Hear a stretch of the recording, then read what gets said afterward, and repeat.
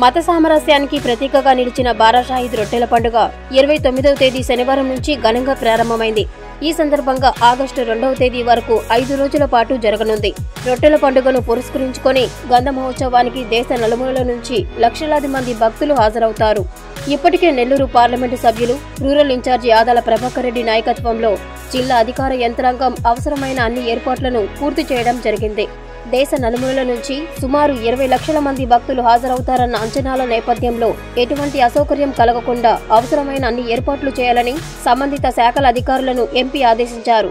ప్రస్తుతం రాష్ట్రంలో మారిన వాతావరణ హెచ్చరికల నేపథ్యంలో దూర ప్రాంతాల నుండి వచ్చే భక్తుల సౌకర్యార్థం అవసరమైన కళ్యాణ మండపాలను కూడా అధికారులు సిద్ధం చేయాలని ఆదాల ఆదేశించారు. ప్రధానంగా దర్గా పరిసర ప్రాంతాలను సీసీ కెమెరాల నిఘాలో ఉంచారు. ఎక్కడా ఎటువంటి అవాంఛనీయ ఘటనలు జరగకుండా గట్టి పోలీసు బందోబస్తు ఏర్పాటు చేశారు. రైల్వే స్టేషన్ నుండి దర్గాకు చేరుకునేందుకు ఆర్టీసీ వారు ప్రత్యేక బస్సులను ఏర్పాటు చేయాలని ఆదేశించారు.